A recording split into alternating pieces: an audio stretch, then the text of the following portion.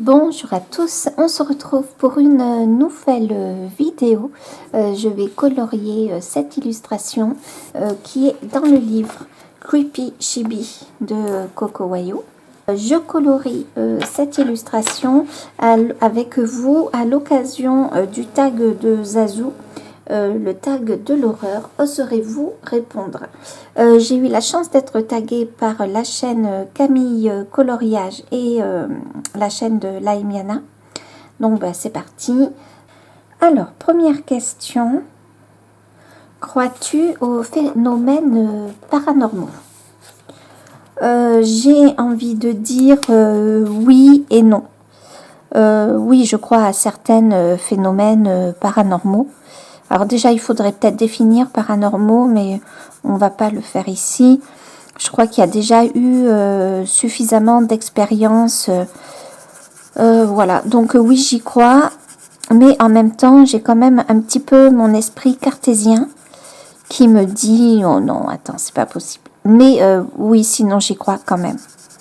Pas forcément, je sais plus comment ça s'appelle, vous savez, où il y a des personnes qui passent dans une maison, un immeuble hanté, enfin voilà, et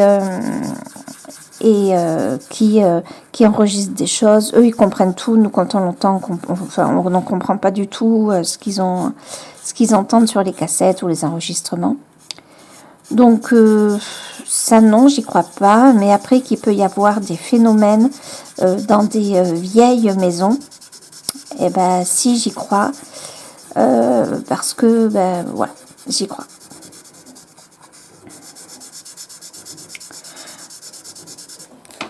Je vais faire plein de traces. Il faudra que je refasse un deuxième passage après. As-tu déjà vécu une expérience paranormale? Si oui, raconte-nous. J'en ai vécu une il y a très longtemps. En fait, alors chez moi, j'habite à la campagne et chez moi, ce sont des routes qui sont en général plutôt étroites et où il y a beaucoup de virages et ça monte, ça descend et beaucoup de virages. Et donc, il y a un jour, j'habitais pas ici, c'était un samedi matin, j'allais au travail. Et c'était en plein hiver, donc la route était légèrement glacée. Légèrement, enfin voilà, il y avait de la glace. Et j'arrive dans une descente, peut-être un peu trop vite aussi. Et là, je me mets à glisser, impossible de gérer la glissade. Donc j'ai appris depuis longtemps que quand on glisse, il faut pas freiner surtout et attendre que ça passe, essayer de gérer avec le volant. Et donc, dans cette route, on avait d'un côté, alors j'habite pas à la montagne, hein, mais il y avait d'un côté la roche et de l'autre côté vraiment, même pas un fossé, quoi. Il y avait un pré en contrebas, mais vraiment très profond en contrebas.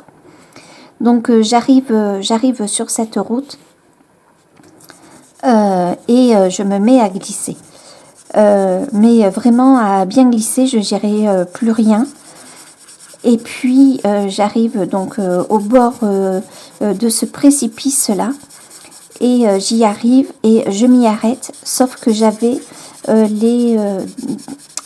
l'avant de la voiture vraiment qui était au-dessus du précipice et les pneus qui étaient vraiment juste à la limite. Ce jour-là, j'ai eu énormément de chance. Et là, j'ai eu une voix, je ne sais pas comment expliquer ça. J'avais l'impression qu'on me disait « Vite, remets-toi sur la route, vite, remets-toi sur la route ». Je ne sais pas si c'était une voix, mais c'était une sensation impérieuse qui est venue à moi. Donc je vous dis ça, mais ça a été très vite. Et du coup, dès que j'ai eu vraiment une sensation hyper impérieuse, hein, vraiment c'était urgent. Donc je me suis laissée porter, donc je me remets droit. Et en fait, 2 secondes après je me sois remis droit, il y a un camion qui est arrivé. Donc, en réalité, comme c'est une route étroite, si je m'étais pas remis droite dessus, que j'étais restée un peu sur le choc de la glissade, et ben le camion, en fait, m'aurait poussé dans ce précipice-là. On va l'appeler un précipice. Et en fait, je me remets droite. Je me remets de mon choc un peu quand je vois le camion passer. Et dans le rétroviseur, Je vois une personne qui est décédée quand j'étais petite, une personne chère à mon cœur. Je ne vais pas vous en dire beaucoup plus. Et j'ai été choquée, quoi. Elle me fixait avec un sourire. Et voilà, quoi. Et j'ai compris que c'était pas une voix, c'était une façon un petit peu impérieuse de me dire, voilà, qu'il fallait que je me remette sur la route comme il faut, qu'il y avait un danger. J'avais vraiment compris qu'il y avait un danger.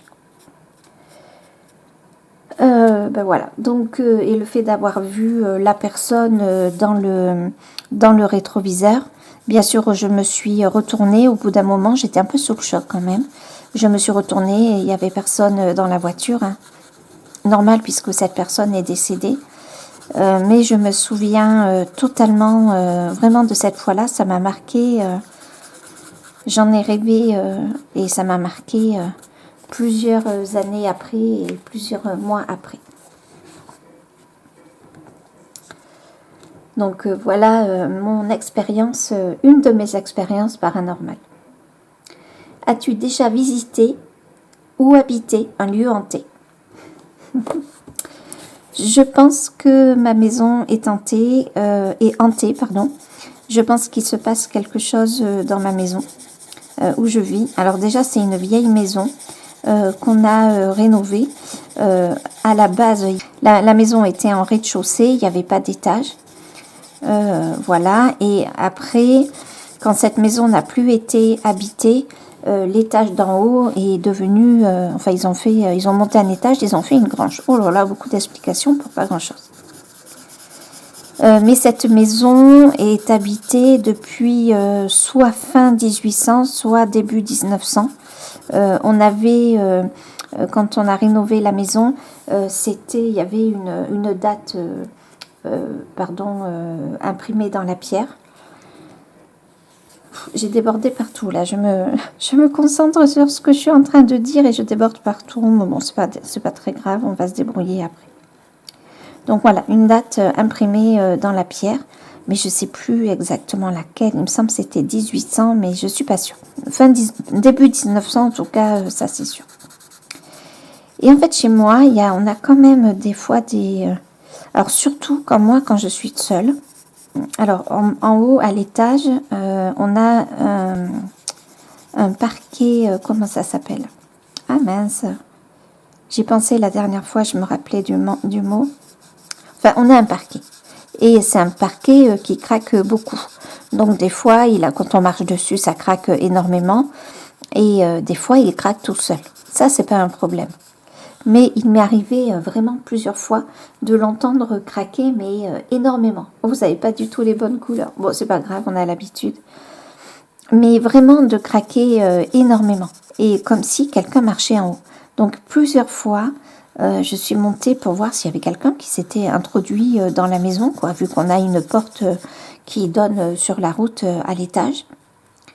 Et à chaque fois, personne, hein, j'ouvre toutes les portes, je rentre dans toutes les chambres. Je regarde la salle de bain, enfin vraiment j'inspecte tout et à chaque fois plus rien. Et puis au bout d'un certain temps, pof, je re-entends marcher en haut. Voilà, il y a plein de bruits comme ça qui sont un peu inexplicables. Parce que bon, ça peut arriver que l'escalier craque, mais ça va craquer une fois ou deux fois. Enfin le haut craque, pardon. Ça va craquer une fois ou deux fois. Mais que ça craque comme quelqu'un marche, c'est pas le même bruit quand même. Et puis ça m'est arrivé il y a longtemps, ça m'est plus trop arrivé. Il m'arrive de me sentir observée quand je suis assise à mon bureau. Je suis face à la fenêtre, face à la baie vitrée, mais je tourne un peu le dos à la maison. Je suis dans la maison, mais je tourne le dos à la maison, puisque je suis à l'extrémité d'une partie de la maison. Et je me sens observée. J'ai l'impression que j'ai la nuque qui picote. Je ne sais pas comment vous dire cette sensation-là. Mais ça fait longtemps que ça m'est pas arrivé, ça. Ou quand je suis assise sur le canapé le soir, pareil. Sensation un peu de malaise d'être observée, mais c'est pas du tout agréable. C'est vraiment pas agréable. Et quand c'est comme ça, en général, j'allume tout et je monte en haut. Enfin, je monte quoi, à l'étage. Mais ça fait longtemps que ça ne m'est pas arrivé de me sentir observée comme ça. Mais il y a toujours des bruits qui sont un peu... que j'arrive pas toujours à comprendre, bien que à chaque fois j'aille voir ce qui se passe. Et mon chien, des fois, réagit, et des fois, il ne réagit pas. Ça, c'était samedi, je crois, ou ouais, samedi, donc avant-hier. J'entends comme si quelqu'un allait ouvrir la porte de la maison. Donc, vous savez, on entend que la poignée commence à s'enclencher et c'est pas aller plus loin. Et moi, j'entends ce bruit, j'entends mon chien qui se met à grogner, à grogner, à grogner. Et en face de nous, quand on arrive à la porte d'entrée, on voit facilement s'il y a quelqu'un. Et là, il n'y avait personne. Et souvent, on a l'impression d'entendre comme si les poignées commençaient à s'enclencher, même en haut des portes, voilà, à l'étage. En bas, on n'a pas de porte dans la maison. On n'a qu'une porte coulissante. Ça, on n'entend pas. Mais c'est vraiment les poignées de porte, soit la porte d'entrée, soit les poignées de porte et des fois j'ai l'impression d'entendre comme si une poignée commençait à s'enclencher, voyez, à s'ouvrir, comme si on commençait à appuyer dessus. Et ça fait une impression bizarre. Combien de fois je me suis levée pour voir qui venait à la maison, parce qu'on est entouré par la famille de mon mari, donc ça pourrait être quelqu'un qui vient à la maison, quoi. Mais non, il n'y a personne. Et ça m'est encore arrivé samedi et le chien s'est mis à grogner et ça m'a fait plutôt peur. Donc je suis vite allée à la porte et j'ai fermé la porte. Voilà. Donc des choses comme ça, des bruits un peu inexpliqués dans la maison que mon mari entend, mais il n'a pas trop envie. Des fois il me le dit, mais en même temps, voilà, il est un peu mal à l'aise avec ça. Des fois il entend et puis il revient un peu. Enfin voilà. Une fois j'ai dit à mon mari que... parce qu'on m'avait parlé d'une personne qui voit si vraiment il y a quelqu'un dans la maison ou si... et les faire partir, quoi. Donc j'en ai parlé à mon mari, il m'a dit non. Il m'a dit au début, tiens, oui, pourquoi pas, et puis non. Donc, mais des fois j'y pense parce que je peux des fois sentir des odeurs, mais par contre des bonnes odeurs de cuisine alors que je n'ai pas cuisiné. Ou des odeurs comme ça, un peu de vanille ou de c'est pas de vanille, c'est de gâteau qui cuit, voilà. Je peux sentir des odeurs comme ça alors qu'il n'y a pas de raison. Donc voilà, il y a des choses comme ça qui se passent un petit peu. Alors, est-ce que c'est mon imaginaire? Je me dis que non, puisque je ne suis pas la seule. Mais j'aimerais bien des fois faire venir une personne. Est-ce que j'y crois ou est-ce que j'y crois pas? Je sais pas. Je suis un peu, vous voyez, comme ça, un peu comme ça sur cette expérience. As-tu déjà joué au Ouija? Non, sûrement pas. Sûrement pas, et je n'y jouerai pas. Je sais qu'il faut jamais dire Fontaine, je ne boirai pas de ton eau. Mais non, je n'y jouerai pas. Il n'en est pas question. Si on me propose d'y jouer, je dis non. Non. Je trouve ça dangereux, sans vraiment y croire, mais vous voyez, je ne prendrai pas le risque, quoi, en tout cas. As-tu déjà pratiqué la magie noire ou la magie blanche? Eh bien, je dirais oui, parce que je me soigne souvent avec les plantes. Quand j'ai un bobo, je prends mes plantes, à moins que ce soit quelque chose de grave, mais les plantes me réussissent bien. Je me connais aussi, je connais les plantes. Je ne connais pas toutes les plantes, mais je connais les plantes en tout cas qui me font du bien. Donc je me soigne avec les plantes. J'ai des plantes partout autour de la maison. Quand j'ai une infection, j'ose pas vous dire quelle plante parce que les plantes comment on dit, médicinales, il ne faut pas les prendre à la légère parce que de ces plantes médicinales-là, il est fait de l'huile essentielle. Donc il faut ni les prendre très longtemps, il faut faire attention aux médicaments que l'on prend. Parce qu'il peut y avoir interaction, donc il faut faire très attention. C'est pas quelque chose à prendre à la légère comme ça. Donc moi je me suis renseignée et je sais qu'à un moment je faisais pas mal d'infections urinaires. C'était par période et souvent au début j'allais prendre les antibiotiques et je faisais les plantes à côté et Et je voyais bien que quand je prenais les antibiotiques, ça revenait 15 jours après ou une semaine après. Alors que quand je n'utilisais que les plantes, sur une certaine durée, à raison de 3 tasses par jour, ça durait longtemps après. Voilà, donc enfin ça durait longtemps. Le bénéfice des plantes durait longtemps. Là j'ai eu un petit orgelet qui n'a pas grand chose, mais ça m'a gonflé un peu sous l'œil. Et les orgelets, j'en ai un petit peu de temps en temps. Ça m'arrive, j'en ai pas très souvent, je dois avoir peut-être un par an, vous voyez, ou un tous les 9 mois, enfin peu importe. Et pareil, je me soigne avec les plantes, voilà, l'huile essentielle, pas beaucoup, mais les rhumes, beaucoup de choses, je soigne avec les plantes. Souvent, enfin, j'en ai plus depuis longtemps, mais j'avais du psoriasis qui poussait sur la plante des pieds, qui faisait hyper mal et par moments, je pouvais pas marcher. Donc, je me sers aussi de l'argile pour me soigner. Donc, pour moi, même si ça peut être quelque chose de très scientifique, quand on commence à utiliser les plantes et tout ça, j'ai des feuilles de laurier dans ma maison qu'on m'avait donné, des grosses grappes de feuilles de laurier. Il m'arrive d'en brûler pour assainir la maison.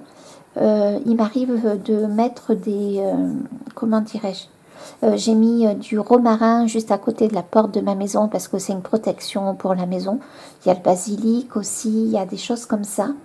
Donc oui, je pense qu'on peut dire que je fais de la magie blanche. Est-ce que c'est de la magie vraiment? Je ne sais pas. Mais j'ai plein de livres sur les plantes. Un moment où je prenais pas mal de bains avec des huiles essentielles au tout début quand je suis tombée malade. Donc c'était pas du tout à vue de me soigner, mais en tout cas de me soulager. Ça marchait pas mal. Bon, maintenant j'ai arrêté les bains depuis longtemps. J'en prenais pas mal, hein. J'en prenais, des fois ça m'arrivait d'en prendre une fois par semaine, mais ça je l'ai arrêté depuis longtemps.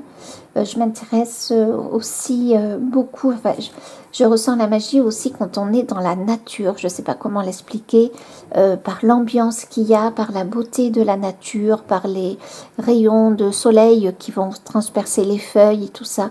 Je ressens la magie aussi quand je me promène avec mon chien dans la nature. Alors, la ressentir et la pratiquer, est-ce que c'est la même chose? Je ne sais pas.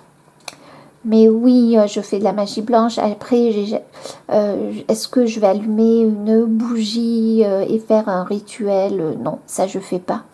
Mais vraiment, c'est dans l'utilisation des plantes pour me soigner. Que ce soit les rhumes, les angines. Après, je fais pas n'importe quoi. Quand je sens que ça va pas, j'ai pas une connaissance non plus suffisamment importante pour me soigner qu'avec les plantes. Quand je sens que j'ai un souci, je vais chez le médecin. Mais quand j'ai une infection urinaire, je vais plus chez le médecin, je fais mes plantes. Quand j'ai un rhume ou quand j'ai un début d'angine dû à un rhume, pareil. Je sais pas quoi dire encore. Voilà, je me soigne beaucoup, beaucoup avec les plantes. Je suis très sensible à la pleine lune et à la lune en général. Voilà. Voilà, c'est ce que je peux dire. Je m'intéresse aussi aux remèdes beaucoup du Moyen-Âge. J'ai 2-3 livres là-dessus qui parlent des plantes. Alors, il y en a qui sont un petit peu fantasques et d'autres non. Je ne sais pas combien j'ai de livres à la maison sur les plantes, mais j'en ai... allez, en comptant l'argile, je dois en avoir une petite dizaine peut-être. Pendant très longtemps, je me nourrissais la peau qu'avec des huiles. Là, maintenant, j'ai arrêté parce que ça ne me suffit pas. Mais malgré tout, j'ai pris des produits d'origine naturelle à 97, 98 ou 99%. Je suis très, très sensible comme ça aux produits naturels qui font du bien pour le cœur, pour le corps et pour la... Voilà. Ça va, je crois que je me suis assez étendue. Alors, je vais faire les cheveux bleus. Donc, autre question, quel a été ton plus beau costume d'Halloween?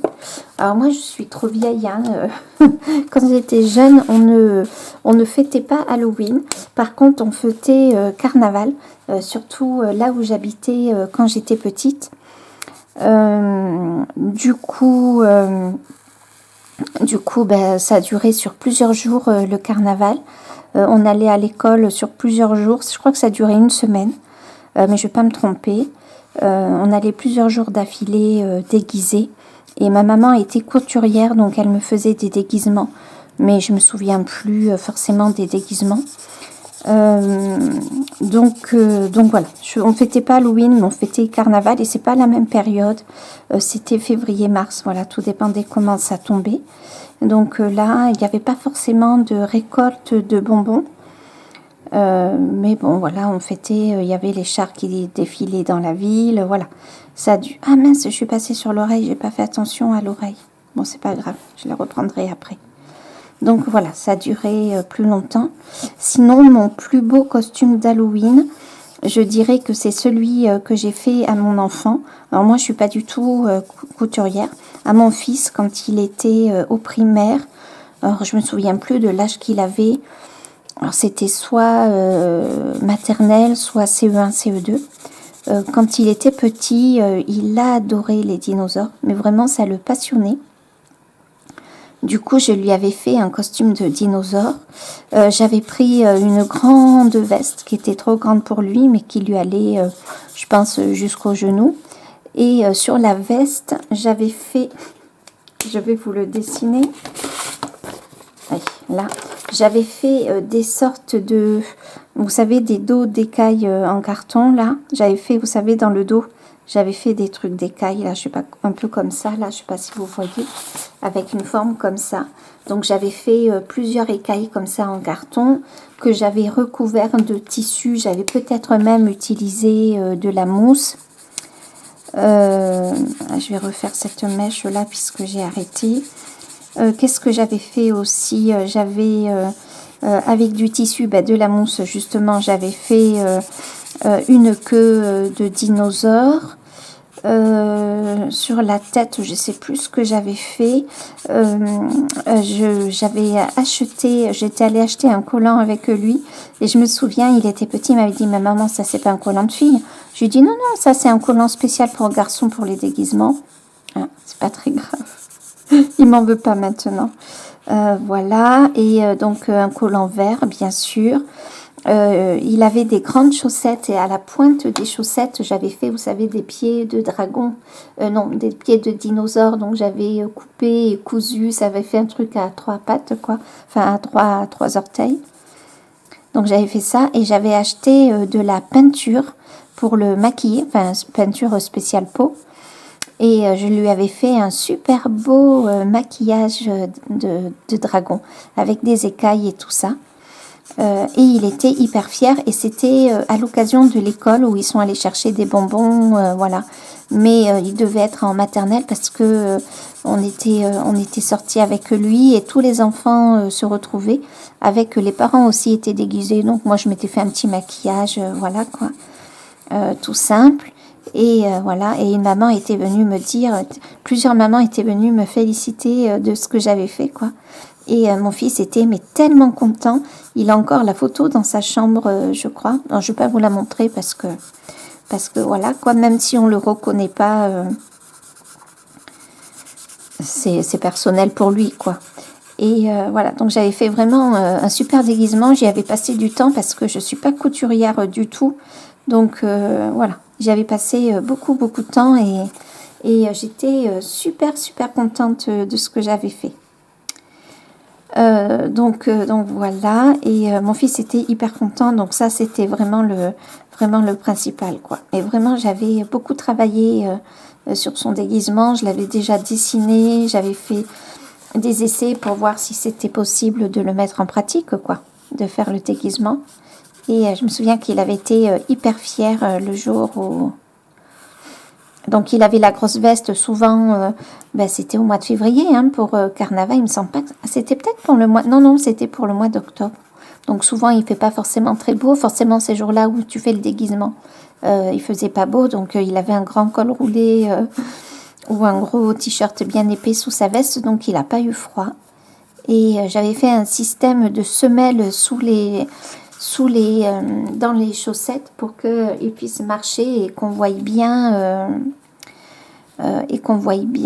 ses chaussettes. Enfin, j'avais fait tout un système et il avait été hyper content. Donc ça, franchement, c'est mon plus beau déguisement. Et sinon, pour savoir si j'ai déjà participé à Halloween, Ce que j'adorerais faire à la maison, c'est une soirée Halloween et forcément inviter du monde. Mais à chaque fois, j'y pense au dernier moment. J'y pense jamais à l'avance. Mais moi, j'adore me déguiser, j'adore me maquiller. Alors, je suis pas forcément très douée hein, pour faire les déguisements, mais on voit sur YouTube des choses où on peut se débrouiller, que ce soit pas trop compliqué, quoi. Moi, j'adore faire ça. J'ai déjà fait des soirées déguisées et tout ça. Pas forcément pour Halloween, pour des anniversaires ou des choses comme ça. Et ouais, j'adore ça. Donc, il faudrait qu'un jour, je m'y prenne à l'avance. À chaque fois, je m'y prends trop tard. Qu'on décore la maison. Après, avec les moyens du bord, quoi. Hein. On peut acheter des trucs pour après les mettre à la poubelle. Mais voilà, qu'on décore, qu'on... Et ça, j'en ai très très envie. Il faudrait qu'on s'y penche, quoi. Un jour, pour de bon, avec mon mari, je pense pas que mon mari, ça soit son kiff, mais après, si on passe une soirée tous ensemble, c'est le principal, quoi. Alors. Aimes-tu Halloween? Si oui, pourquoi? Moi, j'adore Halloween. Bon, je sais pas. Je trouve que, justement, les déguisements... la fête des morts et tout ça, je sais pas, j'aime beaucoup. Ça, déjà, ça correspond à l'automne, donc j'aime beaucoup. Enfin, ça correspond pas forcément à l'automne, mais ça se passe pendant l'automne.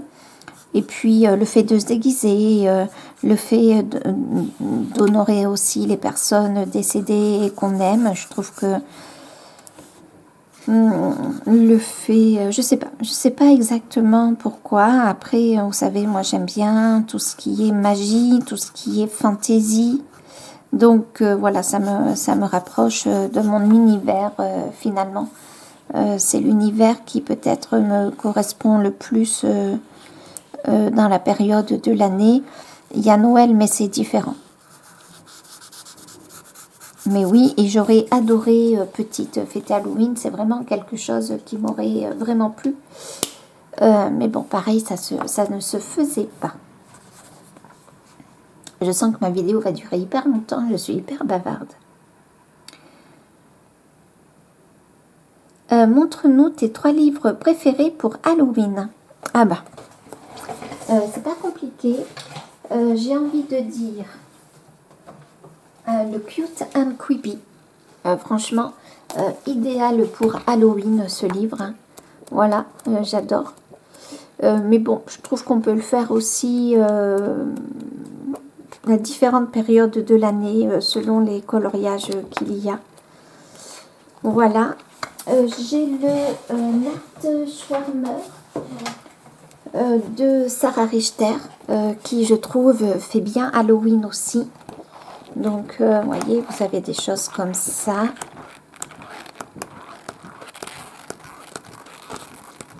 Voilà, je le passe vite hein, parce qu'il est beaucoup passé sur Internet.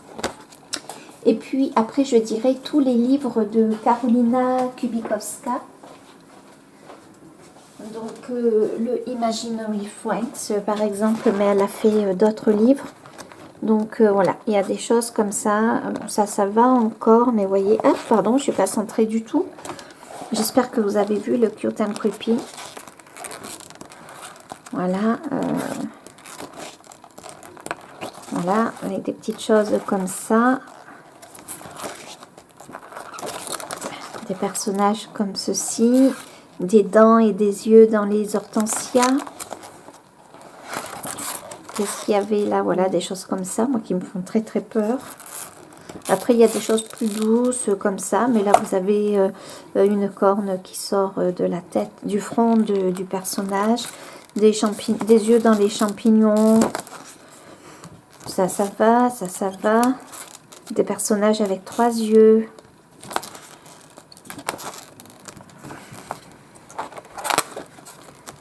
Voilà, je trouve que, vous voyez, des choses comme ça. Il y a des ambiances un peu particulières quand même.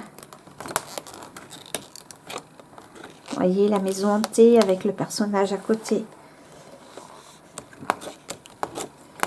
Voilà, donc je dirais ces 3 livres, le Imaginary Friends, le Cute and Creepy et le Nachtschwärmer.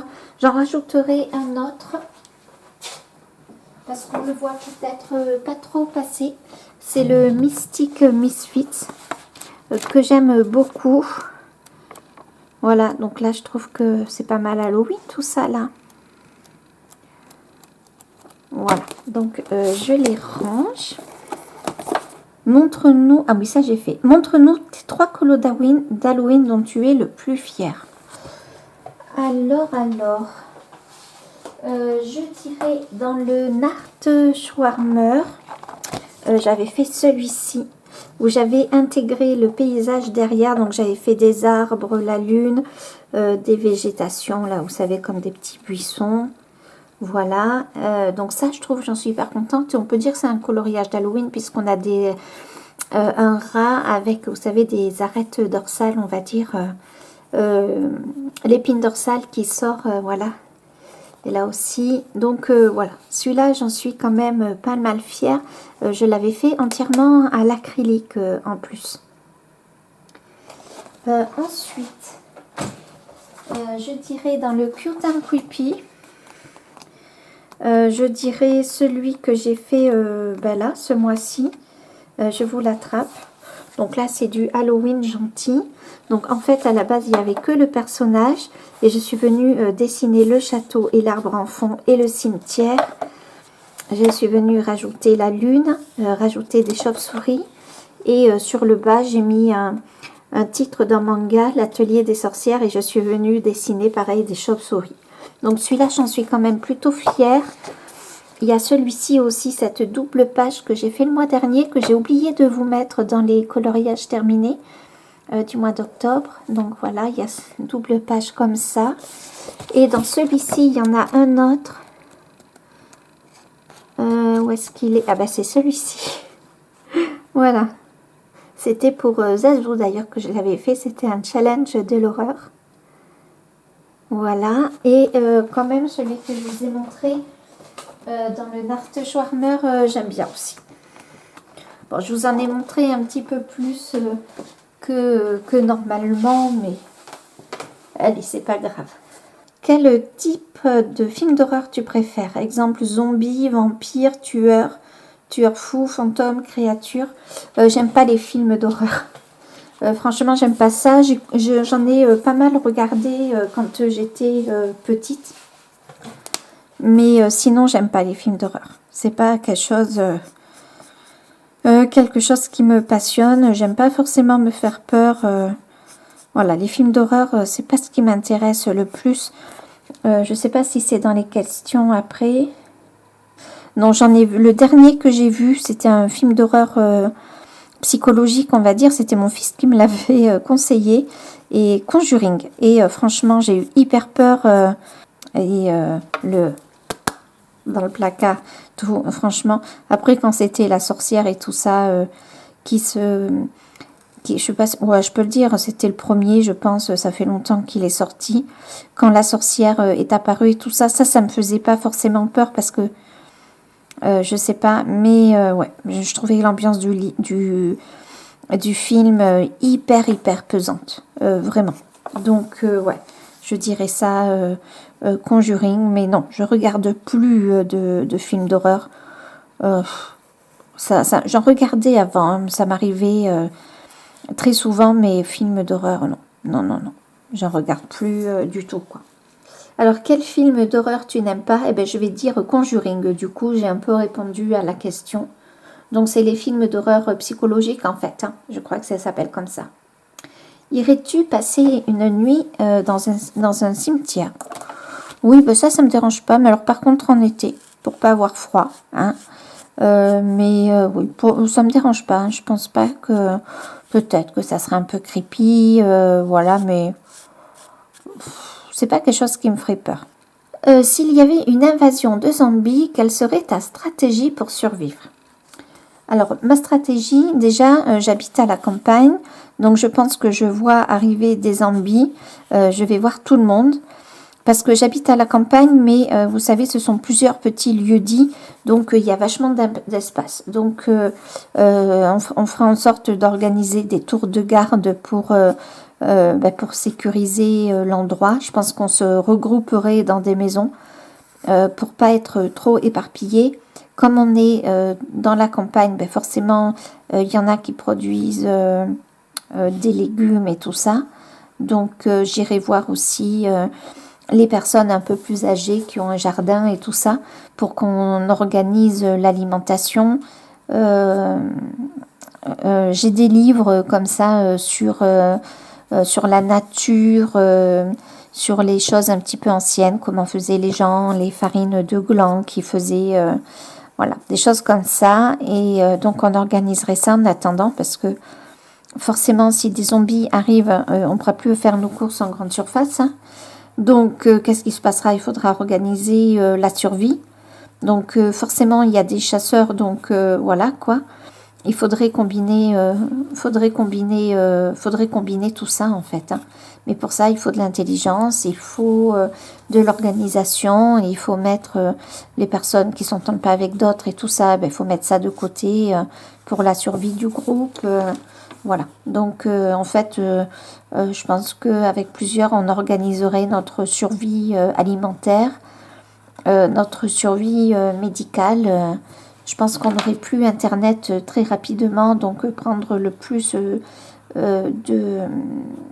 d'éléments possibles, que ce soit pour l'agriculture, que ce soit voilà, pour plein de choses.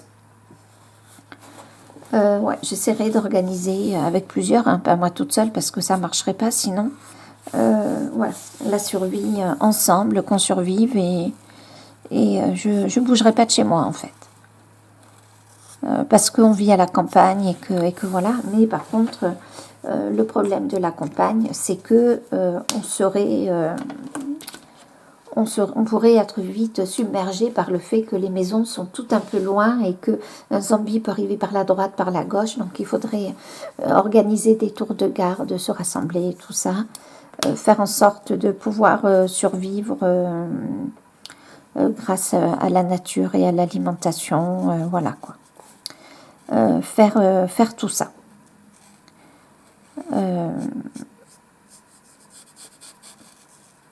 En premier lieu, l'alimentation est importante, mais je pense que forcément la première année, voire même la deuxième année, il faudrait aussi organiser un garde-manger, et que on mangerait sûrement pas à notre faim, mais voilà quoi, essayer de ne pas tout manger, rationner les choses qu'on a, mettre en commun. Forcément, il y a plein de gens à la campagne qui font un jardin, donc ils ont des bocaux, ils ont des choses comme ça. Donc voilà, il faudrait compter sur la bonne volonté des gens en fait. Et c'est pas toujours le plus facile finalement.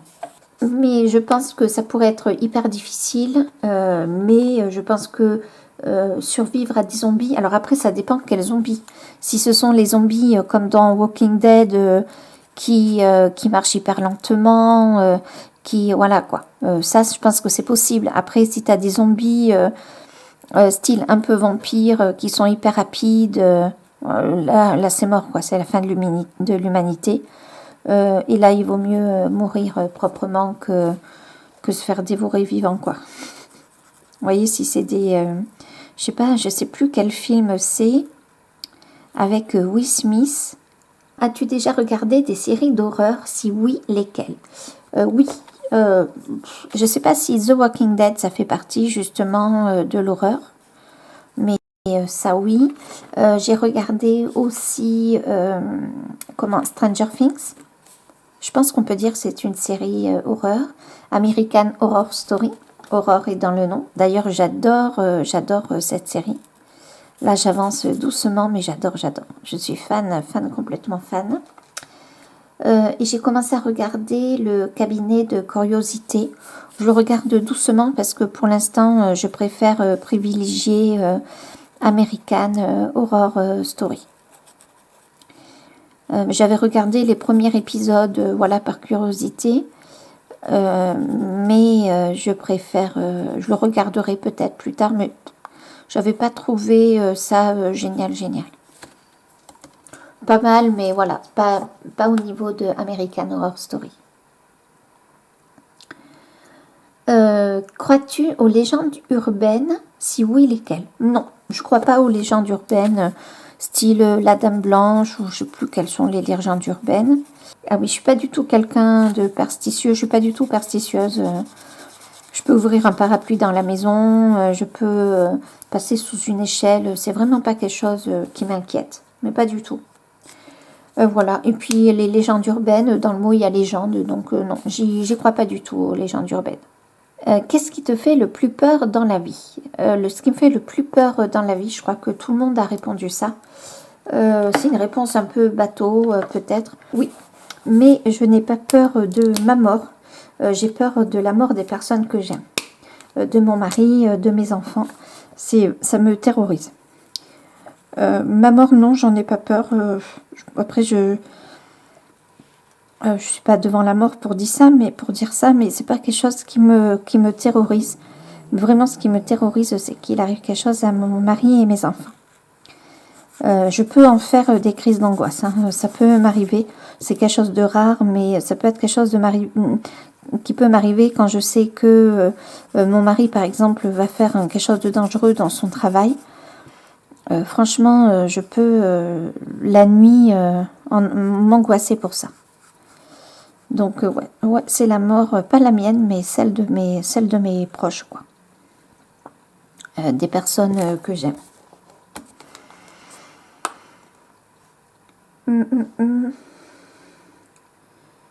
Alors, vas-tu passer Halloween cette année?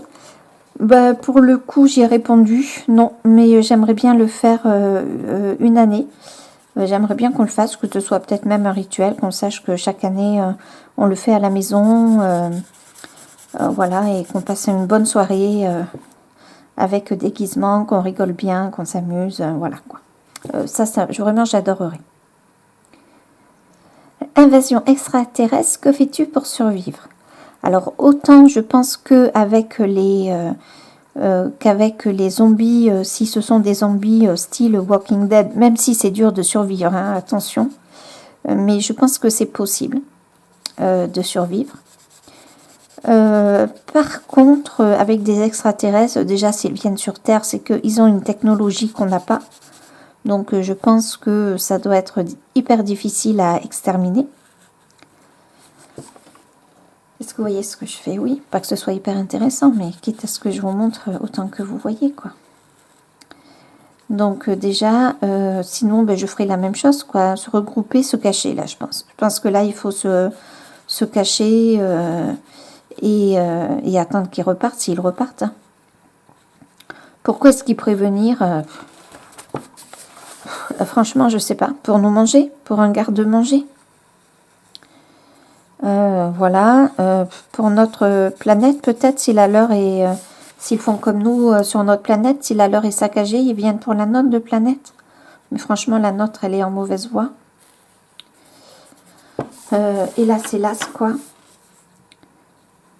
Sinon, voilà, pour attraper une technologie qu'ils n'ont pas. Mais en même temps, nous, on ne sait pas voyager à plusieurs années de lumière. À plusieurs années-lumière. On ne le sait pas. Donc